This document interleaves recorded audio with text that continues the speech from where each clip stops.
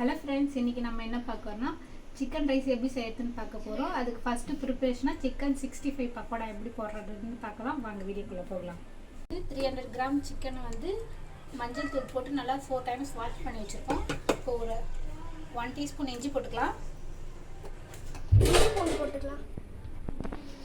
ஒரு 1/2 டீஸ்பூன் தயிர் போட்டுக்கலாம்.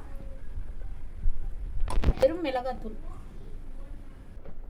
இது வந்து சிக்கன் 65 மசாலா பவுடர் 2 ஸ்பூன் சேர்த்துக்கலாம்.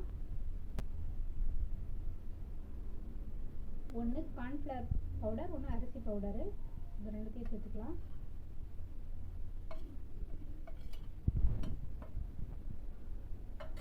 கால் டீஸ்பூன் வந்து சால்ட் ஆட் பண்ணிக்கிறேன்.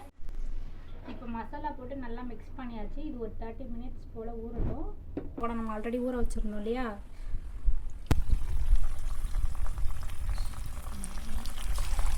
கிட்ட அப்படியே வருது.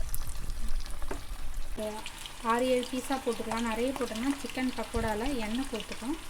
எண்ணெய் நல்லா ஹீட் ஆகிருக்கணும். எண்ணெய் காயாமல் போட்டாலும் எண்ணெய் சேர்ந்துடும். இதோட பார்த்திங்கன்னா மசாலாலாம் போட்டு ஊற வச்சுட்டு நார்மலாக சிக்கன் 65 எப்படி பொரிக்கிறோமோ அது மாதிரி பொரிச்சு எடுத்தாச்சு. இதை வந்து பார்த்திங்கன்னா குட்டி குட்டி பீஸாக கட் பண்ணி எடுத்துட்டோம். இப்போ வாங்க ஃப்ரைட் ரைஸ் செய்யறது எப்படின்னு பார்க்கலாம்.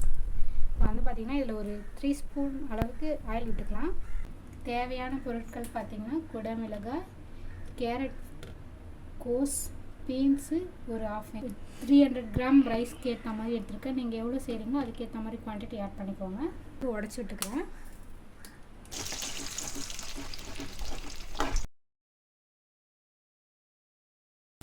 இதோடு நம்ம வந்து கேரட்டு, கேப்சிகம், கோஸ், வெங்காயம், மொத்தமாக நான் வெஜிடபிள்ஸ்க்கு மட்டும் தேவையான சால்ட் ஆட் பண்ணிக்கிறேன். அப்புறம் ரைஸ் போட்டதும் அதுக்கு கொஞ்சம் சால்ட் ஆட் பண்ணிக்கலாம். இந்த வதக்கத்துலேயே வெஜிடபிள்ஸ்லாம் நல்லாமே பாயில் ஆகிடும். ஒரு 1/2 குக் இருக்கட்டும்.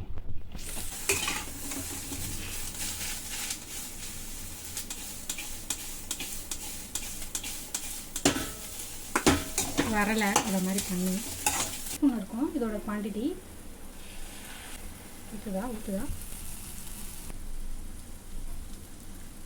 ஒரு 1/4 டீஸ்பூனுக்கும் கம்மியாக வந்து மிளகாத்தூள்.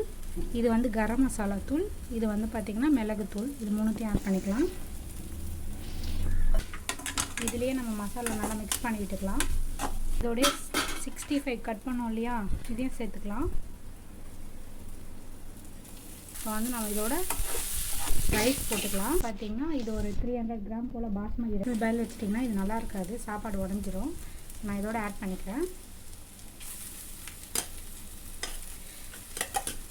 கேஸ் வந்து சிம்லேயே வச்சுக்கலாம். சிம்லேயே வச்சுட்டு நல்லா கலர் விட்டுப்போம். ரைஸ் பார்த்திங்கன்னா ஒரு 4 பேர் சாப்பிட்லாம். சுவையான சிக்கன் ரைஸ் ரெடி. எப்படி இருக்குன்னா சாப்பிட்டு பார்த்து சொல்கிறேன்.